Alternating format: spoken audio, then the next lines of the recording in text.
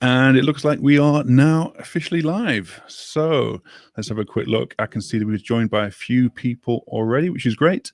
Hello, SF Digital Studios. Vova Tipletsky. I hope I'm saying that correctly. Anton, Tonya. Hello, everybody. So I think what we'll do is just give everyone a few minutes to arrive, and then we will officially get started. So a couple of quick introductions to the panel. I'm joined today by Hilary Kay, who is the Chief Marketing Officer at Wibbits. Hi, how are you today? Great. Hi, Awesome. Luke. Hi there, hi. And of course, we're joined by Dr. Addison-Zhang from Classroom Without Walls. How are you doing? I'm doing great. So excited to be here.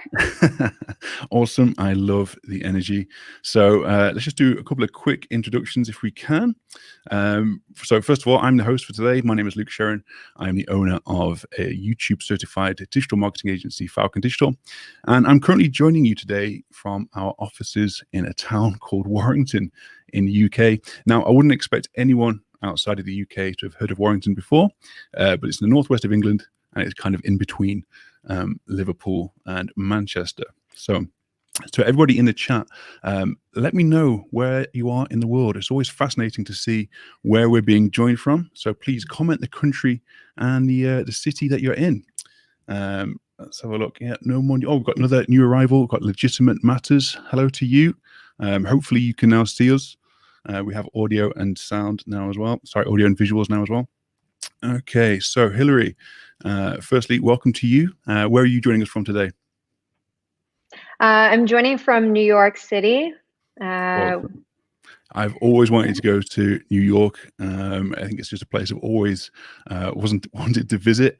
I'm going to go out on a limb here, and I'm going to guess that you don't have similar aspirations about visiting Warrington in the UK.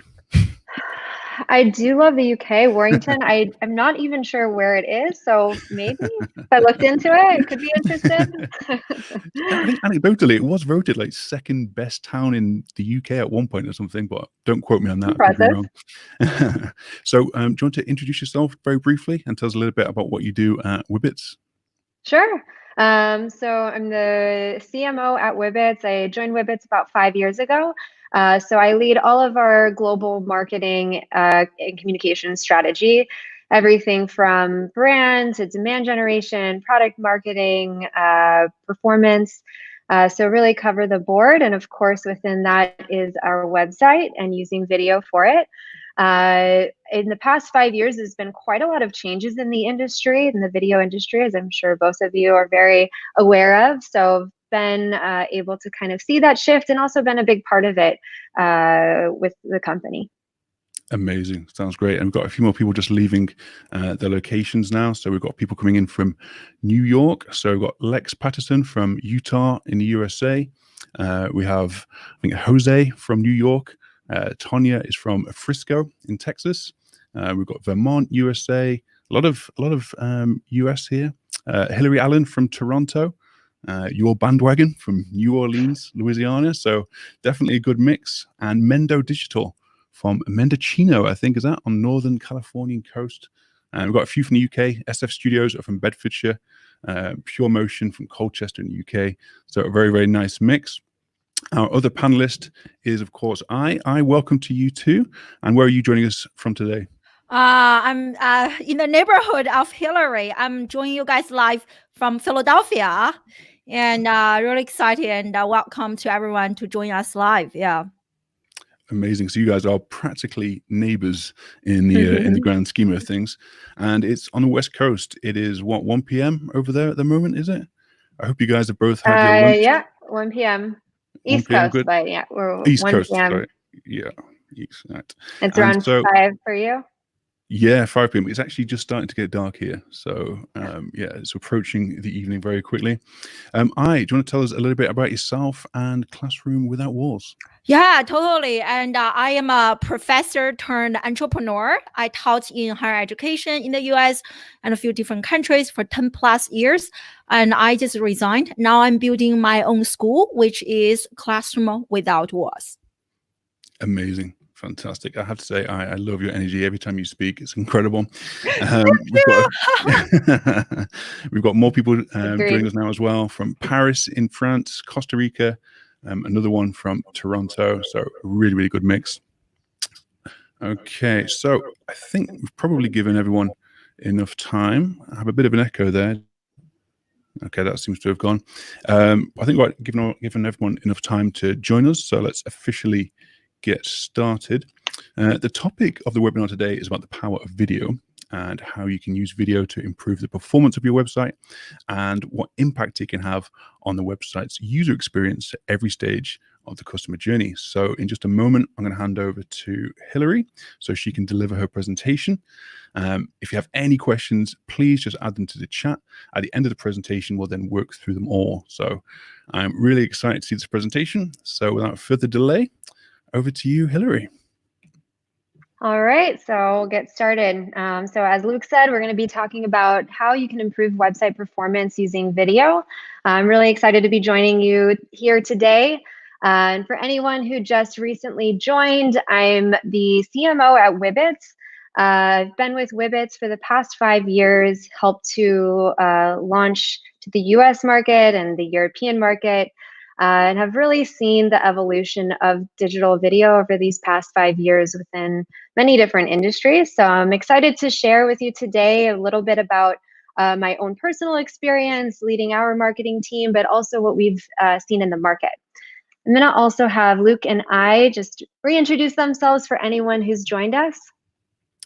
So yeah, so I've actually been, it says 9 years at Falcon Digital there. It's actually approaching 11 years actually at Falcon Digital. But we have always been involved in video production or filming in kind of some facet. But since about 2016, we really started to focus in on video marketing, specifically within kind of on the YouTube platform.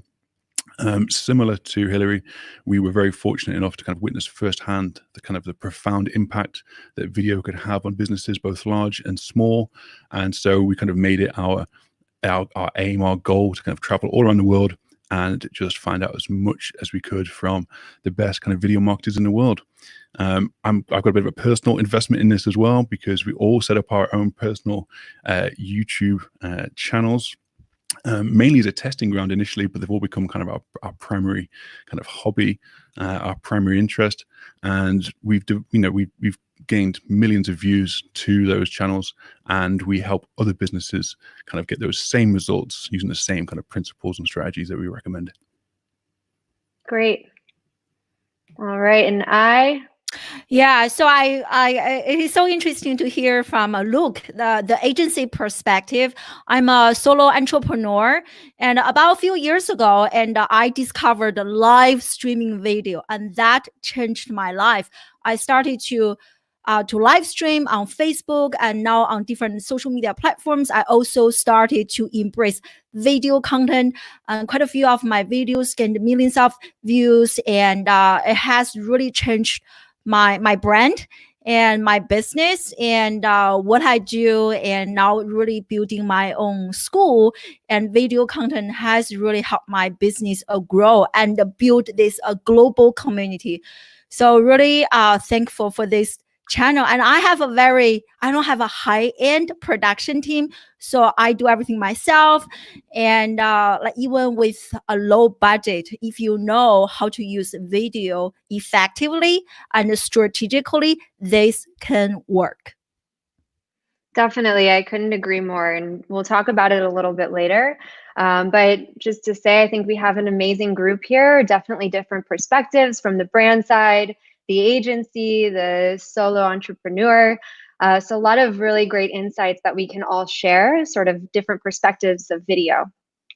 All right, so let's jump into it. We're going to spend the next 15 minutes or so going over some key items when it comes to how you can improve your website performance using video. After that, we're going to go into a panel discussion, as Luke mentioned, and following that, we'll go through Q&A. So make sure to send in any questions that you have throughout the presentation and the panel, and we'll make sure to get to them at the end. All right, so let's get started. So video really can impact almost all metrics on your website. But when you go to invest in video, you want to really sort of hone in on which metrics you can use to understand if it's working for you. So these three key metrics are, I'm sure, ones we're all familiar with regarding just things that we're looking at on our website. And many studies have shown the impact that video can make specifically on these three key metrics. So as you go to invest in your video strategy, these are the areas that you can be looking at to really gauge whether or not it's working for you and where you can improve. All right, so a few best practices. Of course, there's lots of things to think about with video, but we're going to go through just 4 focuses for best practices to get started. So the first is context. Whenever you're creating a video and adding it to a page, you want to make sure that the video is relevant to the rest of the content on that page. It may seem obvious, but it's not always the case. And it's really important when you're thinking about the impact that this will have on your search ranking. Another thing is to make sure that videos are actually providing value specific to the context of the page that they live within. So this is similar to how you think about content in general, but you want to make sure that you're speaking to the challenges, the objectives, and the goals of your audience. The second is length. So it might be surprising how short you actually want videos to be. Typically, you have around 10 seconds to capture someone's attention when they're watching a video. So you need to take those 10 seconds to really make sure that you're engaging them in order to maintain their attention throughout the rest of the video. I'm sure we all can relate to this, that our attention spans online are very, very short and maybe even getting shorter by the day. So just keep that in mind as you're creating video content. The third is optimization. So a few key things here. Keeping it short, like we just said. So the other important part about keeping your video short is to make sure that you are reducing the actual file size of a video. Videos tend to be a bit heavier, so that can impact the page load time on your website. So keeping it short is one way to optimize for that. Another way is you can actually host videos on a different platform. So for example, we're using Vimeo in order to host our videos, and then actually using the Vimeo embed link to embed it within our site. So that can also help to optimize for page load. And lastly, you want to think about making sure you're optimizing each video for search. So this means using keywords, probably that you found with Semrush, in the titles of the video file and in the description. So that will actually help with your search ranking when you're using keywords within the meta information of the video. And lastly, always having a call to action at the end of your video is important. If you've kept people watching to the very end, you want to take that opportunity while they're super engaged to drive them to whatever next action it is that you're looking for them to take. So whether it be downloading a report or signing up for a webinar like this, or it could be requesting a demo of your product, you want to make sure there's a very clear call to action at the end of that video and making it clickable whenever possible. So as I mentioned, we're using Vimeo for our video hosting, and you're actually able to add very easily a call to action at the end of each video. So where should these videos actually live? Well, that depends on the goal of each page. So let's take these 4 key pages: homepage, customer pages, product pages, and your blog and article pages. So let's think about your homepage. The goal of a homepage is to immediately draw someone in, keep them on your site, make sure they're taking the next step to go visit other pages, and having that first interaction be as positive as possible. So adding a video to your homepage is, of course, a very good way to do that. You can quickly show what you're all about, show what your offering is. So we have an example here from Bloomberg of a video that they've created to add to their homepage. Bloomberg, as I'm sure you're aware, is a publisher. Their goal is to provide valuable news and information to their audience. And so they've identified video as really an essential way to do that. They're adding video to the homepage, and they've actually created almost a like a homepage for video itself in order to house all of their video content. All right, so let's talk about product pages.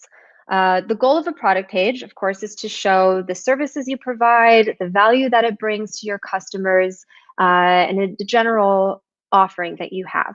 So video is a very, very easy and powerful way to do this by showing visually what you offer.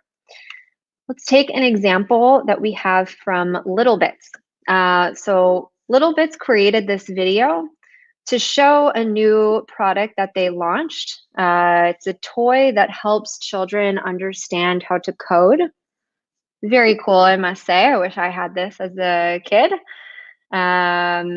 Even have some R2-D2 themed toys. But you can see that it shows the user very clearly what this product is, what it's all about, and it gets you to actually want to learn more about what they're offering. Customer pages is something I'm sure we are all aware of how valuable it is to show the story and the success that your customers have seen working with your business or using your products. And to tell a story, video is a very, very, if not the most powerful way to do that. You can actually put a face to the name. You can show the success and show what the customer has done. So included a video example that we've actually created here at Wibbits to show the success story of our partner BET. So you can see that we've included some key metrics here, key success metrics about our partnership. And we also, of course, include a quote from the customer themselves. So adding a video to your customer pages is really, really valuable in order to just really hone in on the value that you're bringing to a customer and tell it from the customer's perspective. And lastly, blog and article pages. So I'm sure we're all reading the news in one way or another, and it actually might be watching the news for many of us. So consumers are really expecting to see video as a supplement or even as the key piece of content. So you should plan to do the same with your own content that you're providing. We have an example here from real estate brand Hawaii Life's blog. And it's probably a familiar format to you. You've probably seen on other news sites where you have the video at the top of the article and the article following. That's definitely best practice to put the video above the page folds. All right, so you've probably guessed it by now, and I mentioned before, but at Wibbits, we actually have a platform that makes it very easy to create videos online. So really anybody can create professional quality video without prior experience. And these 4 examples that we just went through were all created by Wibbits customers using our platform. All right, so if you have any, if you're interested in learning more about Wibbits, feel free to jump over to our site, request a demo. We're happy to speak more with you after the webinar. So I'm going to hand it back over to Luke for the panel discussion. Great stuff. Thank you very much for that presentation. It was really, really interesting. We have a question already from Pure Motion. They ask, in general, how do we think the stage of the customer journey affects whether or not the user will watch the video with sound? Are they more likely to watch with the sound further down the funnel? That's a really great question. I think that it is very possible. We actually don't have any metrics on this, but I think you have to think about where the person is watching this video. So typically, if you're at the top of the funnel, someone might be browsing your blog, or there might be even on one of your social channels. In those channels, less likely to have the sound on, so it might be even more important to have the text there. If you're thinking about a video that maybe your sales team has sent, like a customer story, for example, to one of the prospects that they're talking to that's lower down in the funnel, then they're probably more likely to actually care a little bit more and want to turn on the sound to watch the video. Out of curiosity, the example videos that you just showed, then did they have any sound, or were they silent videos? No, they have sound. I just turned it off for the presentation. Yeah, but yeah, they do have sound. So, and we've seen, it depends on the customer, of course, but we also have many of our customers that are uploading their own video content where someone is speaking to camera, and of course you have the sound there, or an interview format. So of course the sound is important. We do still recommend to have some sort of text on screen, just in case, especially in the beginning, actually, in case someone starts watching without sound, so that they generally know what the video is about. Definitely. And I think from a social media perspective as well, I think most people will autoplay a video without sound to begin with. Have you got any thoughts on the preferred format of the video? So again, the format of those videos that you showed were quite similar, and they were all created within Wibbits. How important is the format in terms of the kind of content you produce for your website? And format, do you mean the square, landscape, or vertical? Yeah, square, landscape, vertical, but also the fact all the content was within kind of the subtitle effect, if that makes sense. Yeah, we definitely recommend having a variety of types. Format, we recommend going off of the channel that it's going to live on. So social channels, of course, you want to have on Facebook and Instagram, typically square in the feed. Any stories format is going to be vertical. Landscape is best for channels like your blog content, and even any sort of product or customer testimonials on your website. So we recommend using landscape on your website. Now, in terms of the types of content, we recommend a mix, and we do use a mix. So we, of course, create lots of videos using Wibbits. We also create some outside of Wibbits that are a little bit more high quality custom footage, but just in terms of cost and resources, it's something that you want to think about, and having a variety there so that you're able to scale while still being efficient. So.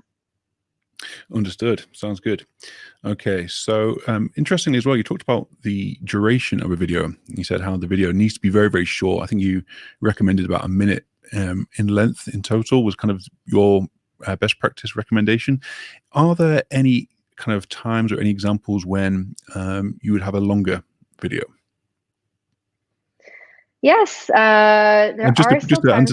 Just to point out as well, these aren't all necessarily directed at you, Hillary. By all means, I feel free to jump in on these as well. Yeah. So sorry, Hillary, your thoughts on that one? Yeah. So definitely, I think there are places that you should and can leverage longer form content. One example is a customer story, I would say, and going back to the idea that this is something that can be very valuable lower down in the funnel when someone is more engaged with your brand, more engaged with your product, and they're willing to spend more time looking deeper into, what the story is that you're telling in the video. There also are opportunities for more educational types of content, I think. But I do recommend having a shorter version as well. And it's actually something to do with just your video strategy as a whole, making sure you're thinking of how you can sort of chop up videos or leverage videos for multiple video assets. So if you do have a 2 to 3 minute video, figuring out how you can take 30 seconds to a minute out of that longer video and use it for different purposes. Interesting. So you do a lot of live stream video. Is there a way, do you think, that we could incorporate live stream into a website to improve its performance? Totally. I also want to follow up on what Hillary just mentioned, regarding how long a video should be. And in my case, and because I do lots of educational content, and my people come to my platforms to learn something. So I think really, like Hillary mentioned, you really have to think about your overall strategy and think about the type of audience who are following you and what they want from you. So for me, educational content, I have shorter videos. I also have longer videos. So sometimes it really depends on the content. And I think if the content is good enough and you are offering so much value to your audience and they want to stay longer. So really like play with it and see how your audience respond to certain types of video. And I think, like the best practice is what works for you. So you really have to be a little bit critical and think about what works for you. And so in terms of live streaming, yes. And I do, my live interviews are hour long and I interview another person, and I have, like, even my live streaming shows are clearly related to my overall business goals. And I think with the video content, so many people start with the video. I think it's good, but you have to reverse engineer a little bit to think about what is the big goal, right? So see that big picture and use that big picture to inform the content you want to produce, the video content you want to produce. So for me, my live streaming shows, I have two. Both of them are closely related to my overarching goal. And so even the people I select are those I want them to discover me. And also I want them to trust me, to see how good I am, or like, if we can work together. And so like for the hour-long interview, I chop them into clips. I post them on my website, on different social media channels, Instagram, LinkedIn, and Twitter. And that's how I use my live content. Yeah. And that's an interesting point in itself. So you actually take a longer form piece of content and then you repurpose it for all your different platforms as well. So you're maximizing the amount of use you get out of each video. Yeah, so we don't have to, produce new content all the time. There is already so much content. Why not repurpose? And some people prefer like blog articles. Some people prefer to watch a video. And I think we need to make it easier for our audience to consume our content. Definitely.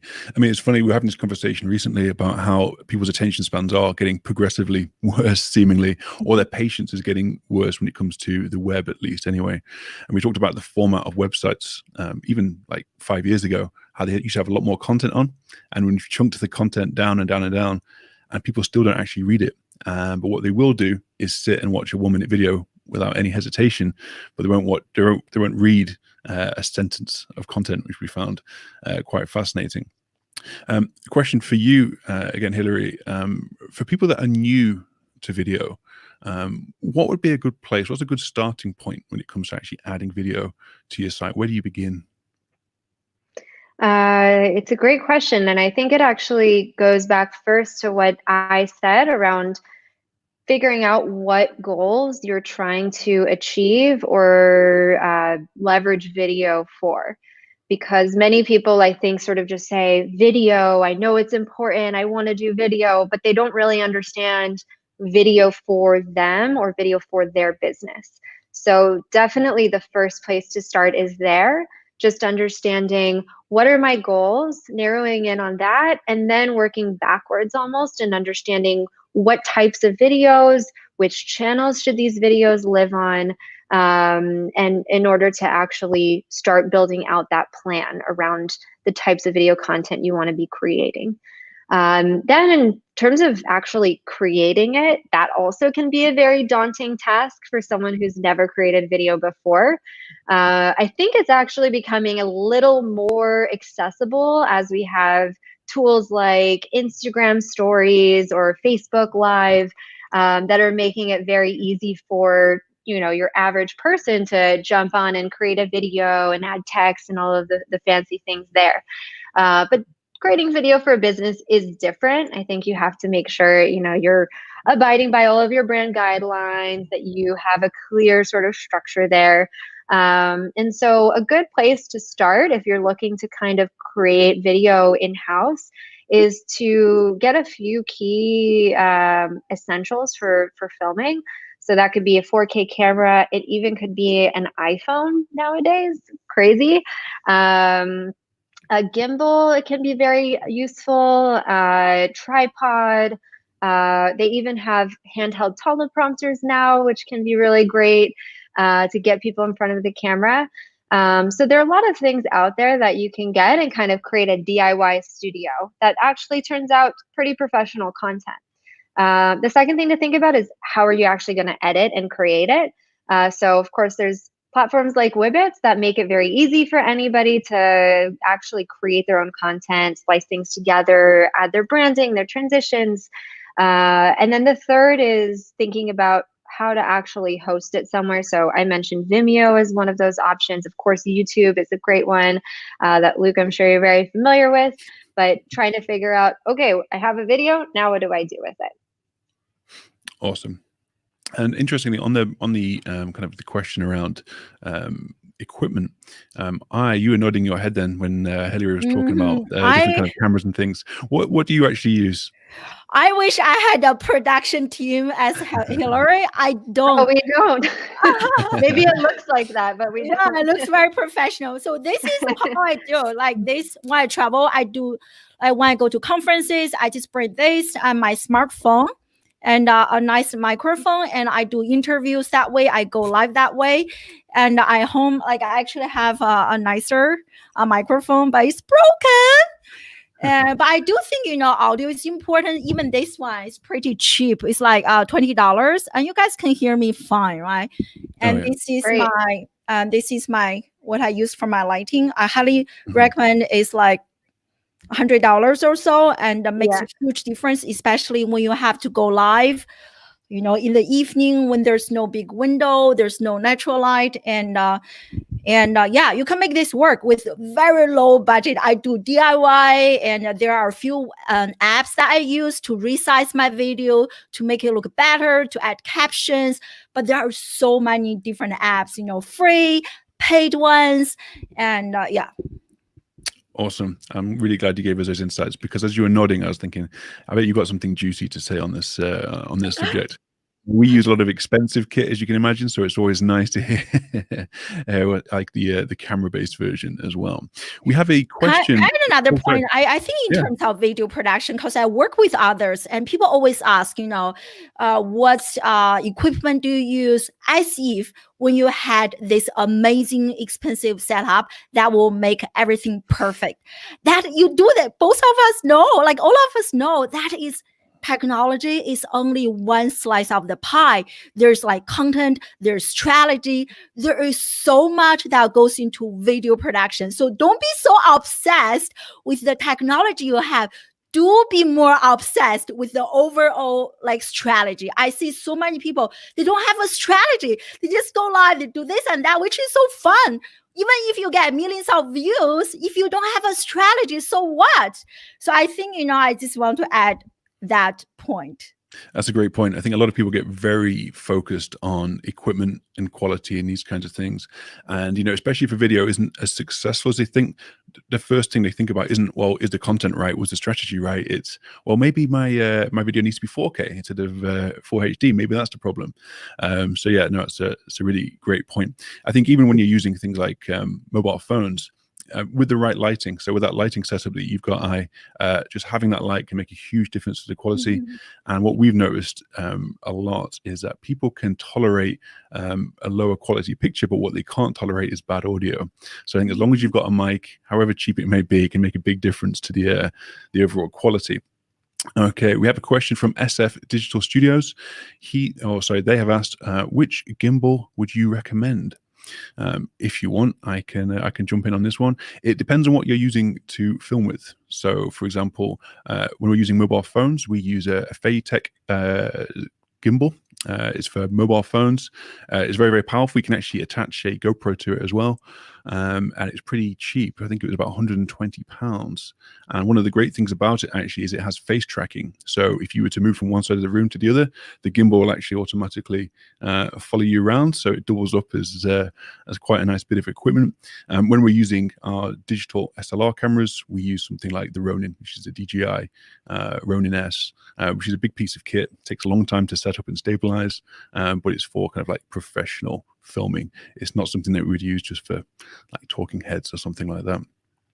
Another question from Hans Knapp: Wistia or YouTube or both? I'm guessing that means in terms of where you host your videos. I can say from my perspective, I'm extremely biased, so take this with a pinch of salt, but I would always say YouTube. But then again, it depends on the format of the content. So I like YouTube very much for longer form content. I think for shorter form content, I might be more inclined to use something like Wistia. I don't know what your guys' thoughts are on that. So I mentioned we use Vimeo. Wistia is also a great option for video hosting for marketing teams.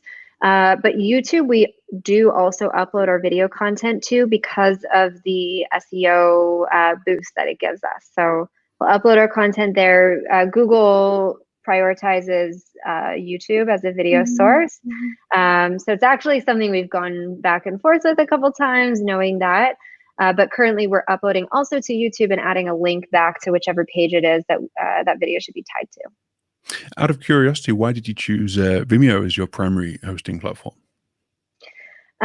We liked the video player itself. It's very clean in terms of just the design.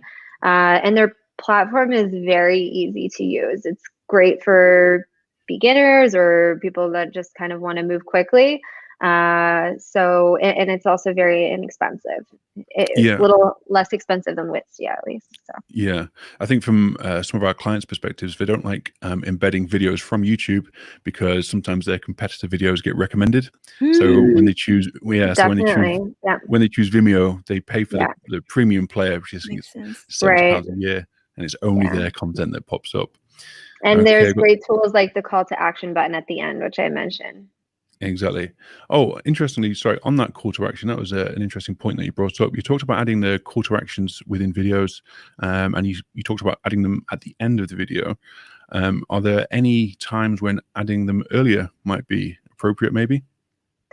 I think that depending on the purpose of the video, for example, like promoting a webinar, you want to have the goal or the objective very clear in the beginning, of course. So saying, sign up or join us for our webinar in the very beginning, but then still having the actual button itself at the end. So definitely think, just how I was saying, you have about 10 seconds to capture someone's attention.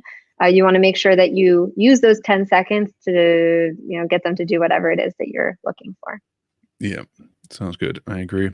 We have another question, I think, from Pure Motion. They say, how effective do we think using video on social platforms other than LinkedIn can be specifically in the B2B market? Are B2B buyers happy seeing this content on personal news feeds, for example, Facebook? I'll take it unless. Yeah. Okay. Or Luke, if you want to jump in. No, it's fine. Yeah, I was going to say I might kind of ties into another question I have, but please, by all means, feel free.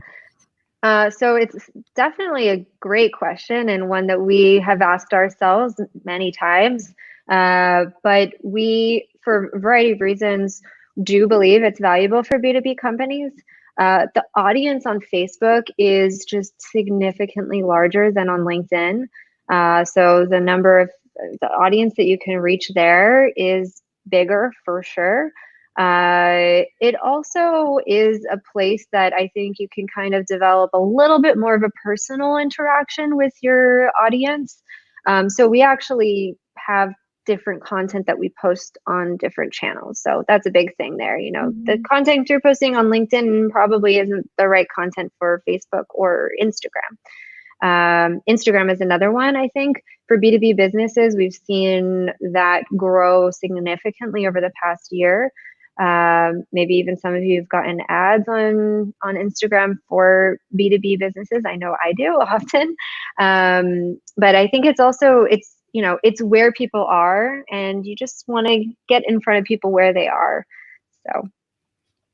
Sounds good. And then in terms of, sorry, I had a point to that, and I so agree. Like for me, I push all of my videos to different social media channels: Facebook, LinkedIn, Twitter, and Instagram for sure, and sometimes even on TikTok. And because I like people are on different platforms, you just never know. Like if someone loves Twitter, for example, they don't go to other places unless they are people like us, marketers. And so I try to put them. Of course, you have to customize a little bit. As Hillary mentioned, different social media platform has different context. And I also love posting on social media because it really opens the conversation. A lot more interactive, especially for content. You are looking for feedback from your audience, and on social media, you can really gain people's feedback, and they can also share with their friends. And I think that's an additional feature you can think about if you are really seeking advice or tips, or which design do you like better, the name of the book, things like that. And I think like posting on social media platforms can be another plus. Sounds good. And then just out of curiosity, do the principles of video in terms of the way that they're used on a website, do the same principles apply for B2B as B2C, if that makes sense, for a B2C website? It's a great question. I think it depends. I think for the principles, yes, I would say. Context, I think, if you're posting a new skin product that you have, you want to make sure that the video is about that skincare product on the page. Links, optimization, and having a call to action, I really think it's the same. So you just kind of course, are tailoring it to whatever, the goal is for the call to action. For a consumer B2C brand is probably buy, make a purchase of a new product, versus for us, it's request a demo. So. Perfect. Great answer. Okay. Another question from Hans Knapp. They have asked, animation or real people for video tutorials? I mean, I can jump in on this one if you like. I mean, it depends, in my opinion, on the context of the video, the context of the tutorial. From our experience in working with tutorial videos on YouTube, what we found is a tutorial video can actually, you can get away with being very low quality in terms of production, and you can have very, very long videos, so in excess of an hour, and you get very, very high retention rates for those videos. So it really depends, again, on the context of what kind of video you're talking about. We have worked in the past where we've done kind of screen capture animation videos for tutorials, like showing how to use like some kind of online software. And that's worked very well because we can keep it very concise. What might be a 10-minute tutorial with a real person, we might be able to bring down to, say, 3 minutes because it's more concise and animated. But it depends. You have to kind of work out, I guess, what's best for you. And again, the context, again, I think is important in that one. Yeah.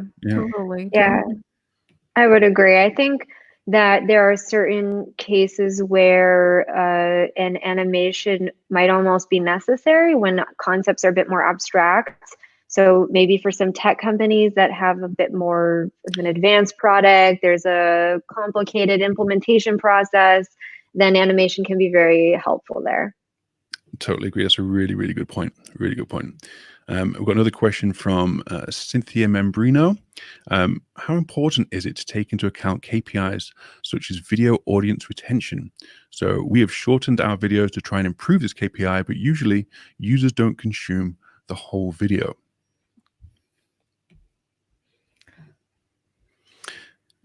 So again, this is probably going to be different depending on where you're viewing it. I guess if you're viewing it on a website, you probably, based on information that Hillary's provided, you're going to want the video to be quite short, I would guess. You said on YouTube. Okay, sorry, that was an additional thing added on there.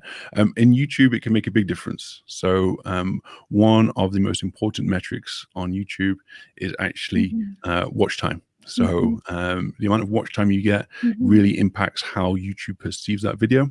It's their most important metric for trying to determine the quality of a video.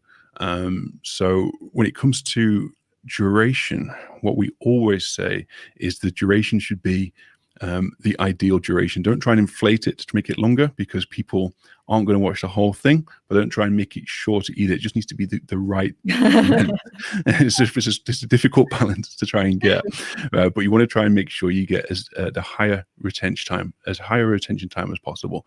If you've got people, if you know that people aren't watching your videos all the way through, then what you need to do is look at your audience retention graph and see if you can work out why people aren't watching your videos all the way through. Is there a key point in every video where you lose people? So for example, do you have like a 30-second intro which just shouldn't be there? You just need to chop it out. Do you say something that just doesn't resonate with your audience and you put people off and they've left? You just need to just constantly look at what you've previously done and try and learn from that before you create your next video. I can add something that worked really well in my case. So in the beginning, I tell my audience, hey, watch until the end. There is a surprise, or there's a PDF you can download, whatever I'm talking about. There's like a workbook, or like, just to tease the audience a little bit to make sure they watch until the end. So try that.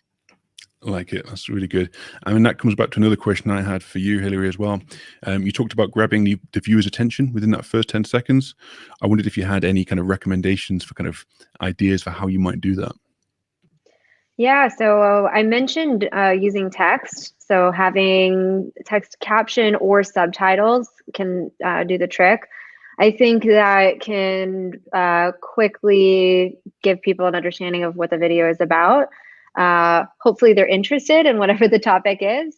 Also using people's faces is great. So it could be stock imagery or stock video footage, or of course, like an interview or a talking head sort of format. But people tend to like people, especially on social channels. Perfect. Okay, sounds good. I would always say as well, some kind of unique hook, if you can get it, it's always great.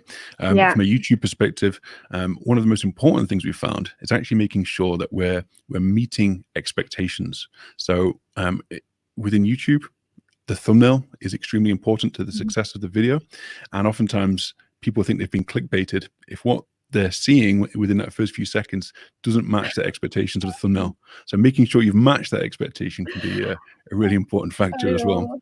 Yeah, I watch videos like that. I'm like, what is this about? It's so different. Yeah. We've also found as well, coming back to what you said, reverse storytelling works quite well. So again, people's patience is very low. So sometimes showing them the conclusion first and then leading back through that story as to how you came to that conclusion can be really effective. I have even applied those of you, if you do live video, I even say that at the beginning of my live interview, hey, in this interview, after you watch this, you are going to walk away with ABC. So that I think will entice people to watch the entire hour webinar. Yeah. Definitely. Sounds great. Okay, we've got a question from Tonya Knott. She says, do you think PowerPoint type videos are effective, or should we be on camera? So it kind of comes back to what you said before, Hilary, about I think people liking seeing a face, basically. Yeah. I think PowerPoint type videos, meaning maybe like the caption videos that showed some examples of. I think that you can incorporate video footage of people, and it will, like I said, do the trick there of showing, human faces. But I do think having a variety is good. And I also think video is such a powerful way to show your company and your brand. And part of that is a lot the people behind it. So I think having even people within your company or your customers, it's really leveraging what video is good at and having a more emotional or deeper connection with the viewer. I so agree. I think especially if you are a solopreneur as myself, you are your brand. Like people follow you, they get to know you because you are kind of the face for the company, and people love to see content that has you. And another thing I discovered, because like for some of my PowerPoint presentations, sometimes I don't know how to engage with people. This is something I invested recently. I learned it from my coach. And sometimes when you are writing something on the board and people associate that with, hey, you are actually teaching something, has been a nice attention grabber, like for me in my case. So I don't know if it can work for you, but that is another idea that has been like working out for me, and try different, as Hillary mentioned, try different, PowerPoint, this and that, see which one works best for you. Perfect. I love it. We've got a question from Andy Simpson. He says, I have a problem with video compression when uploading to YouTube. Is there anything we should be aware of when uploading?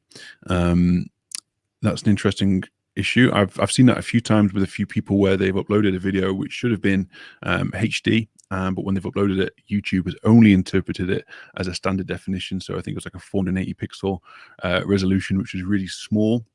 I can't remember the exact issue with it. I think they maybe rendered it at quite a low bit rate. Andy, if it's Andy Simpson that I think that I know, by all means, feel free to PM me and give me more details, and I'll see if I can diagnose that issue for you. But just basically make sure you've rendered it at the correct format. Would be my first bit of advice for you. I don't know if you guys want to add anything to that one. Next we have, this is an interesting one. This is a bit of a difficult question, perhaps for you, Hillary. When within your presentation, you talked about a lot of very, very tangible metrics, things that are quite easy to measure, I guess, in some respects. So you got things like time on site, conversion rate, increased visibility in search engines. But I imagine there's quite a few other benefits to using video on your website as well, which are harder to measure or maybe less tangible. Things like perception, trust, and brand sentiment, these kinds of things. Do you have any way of of measuring any of these things? Is it something that you take into account?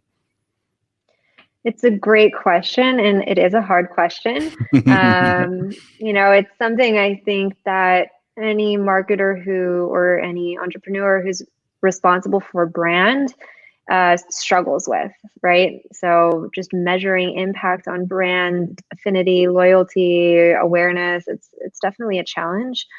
I think one thing you can look at potentially is sort of velocity through your pipeline is one thing. So basically, from the first point that you have an interaction with someone, whether it's they visit your website or maybe they submit their contact information, how long does it take them to get to your ultimate goal? So any reduction there, you could try to measure that once you implement a video strategy or continue to make changes. If you've been able to see any sort of increase in velocity across your pipeline or funnel. Trying to think of another one that I didn't mention already. I think historically it's something that we ourselves have always found very difficult to kind of understand fully and to fully measure. And I think especially when we post a lot of videos to different platforms, we get a lot of people that watch the videos and seemingly like the videos, but never really engage, never really let us know that they've watched them. They've kind of been like the silent viewers, so to speak. And then when people call us, they'll say, oh, I really like that video that you did on XYZ. And it's like, really? Wow, that had virtually no engagement. I had no idea, but they had that brand affinity because they'd seen that video and obviously liked something within it. And I think that's one of the biggest benefits that we always try and explain to some of our customers. There's all these other intangible benefits to creating video that perhaps are more difficult to measure. Definitely. Okay, so we've got another question here from Hillary Allen. If your video is only 1 minute and we want to embed it in a blog post, is it best practice to upload the 1 minute video to YouTube and then embed? So you can use definitely YouTube to host your videos and embed the YouTube embed code within your blog. I think it's a great, it can definitely help with SEO and your ranking. There are issues with that, which Luke, you touched on one of them, recommended videos after, the inability to sort of custom brand the video player itself from YouTube. So you kind of have to think about what's more important to you, I guess. But I think if that's, seems like a good option, you don't have any issues with the recommended videos after and the branding, then using YouTube to embed the video within a blog is a great way to go. And then if not that, then looking at other tools like Vimeo or Wistia, some of the others we talked about. Yeah, I'm trying to work out the scope of the question, actually. I think generally speaking, if you're asking whether or not you would upload the video directly to your site, you can do, but I would always recommend using a dedicated video host, video platform like YouTube, Vimeo, Wistia, whatever it may be. If you're saying whether you should just include them as a general principle, then yes, definitely. For the reasons Hillary said, I think there's a lot of benefits to accompany, embedding a video into your posts. Are videos as effective for service-based companies as product-based companies? So again, I think when you're talking through your presentation, a lot of the examples you use, even just myself listening to it, I was like, wow, that really applies to e-commerce websites, for example. If you could have a video with every single product, I could really see how that would improve conversion rates. Is it as useful for service-based companies? Well, Luke, maybe you want to jump in too, but I say yes. Yeah, definitely. Yeah, I would agree as well. I think we are a service-based company, and I think although I think it's a much clearer path to conversion when you got someone who's actually adding something to a cart and buying, I still think that having that persona and understanding who the people are behind the company can be really important as a buying decision when people are deciding who to use as a supplier. Okay. When it comes to tracking video engagement on a site, have you got any best ways of doing it, any best practices? What are your thoughts on just really understanding how people are using video on your site? So within whichever platform you're using, we talked about some of the metrics that YouTube provides, like watch time, for example, but really any hosting platform should include some sort of metrics and analytics that you can look at. So looking there just to see sort of how the video in itself is performing, how long people are watching, if they're watching the full video, how many people are clicking to watch.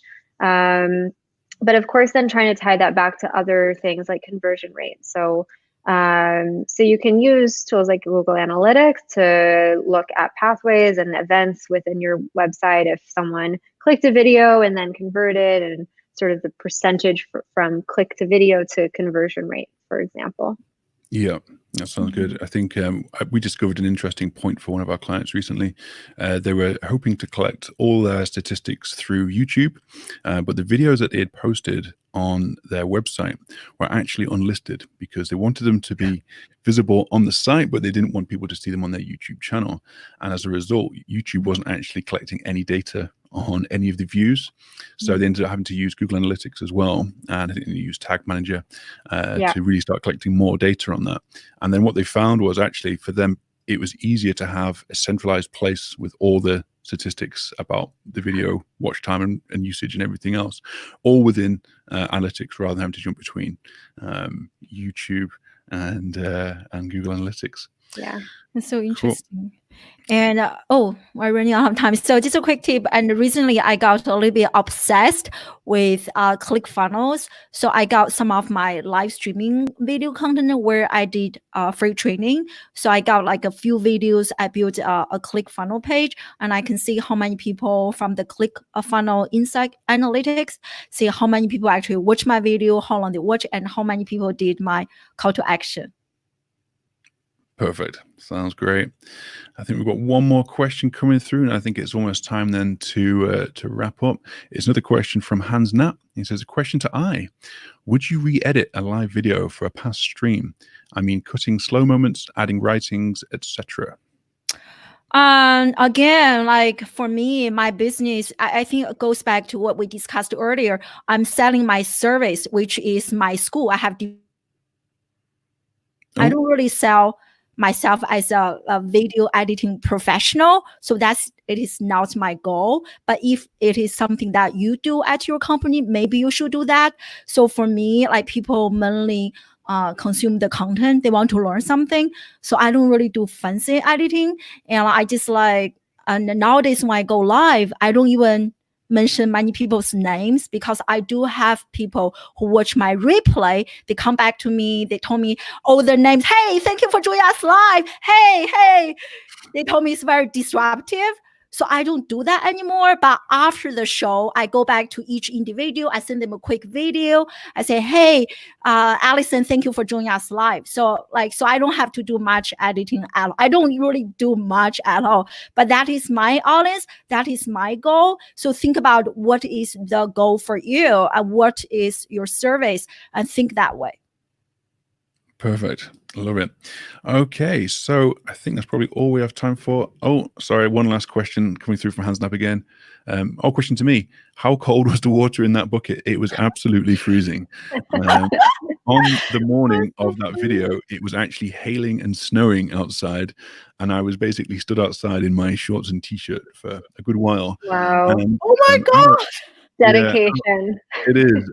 Our technical director was taking far too much pleasure in filling the buckets with freezing cold water and practicing his technique for throwing the water over my head. So they had a great time. I had a big woolly jumper on for the rest of the afternoon, I can assure you.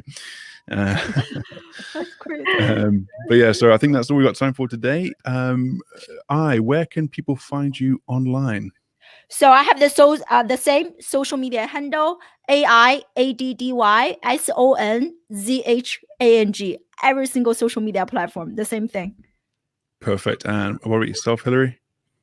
So we are at wibbitz.com. It's WIBBITZ, and it's also the same across all of our social channels. Perfect. If anybody wants to reach out to me, you can do so at lsharon at Twitter, and you can use my company socials as well, which are all Falcon Digital, and that's Falcon with a K. I always have to say that because the K really confuses everybody. So thank you to Hillary and I. Hillary, thank you very much for your presentation and all of your insights. I thank you again for joining us today. And everyone who joined, thank you very much for your time. I hope you found it interesting and useful. And of course, a final thank you, of course, to Semrush. So I think that's bye for now, and hopefully see you again in a future webinar. Thanks, guys. Cheers.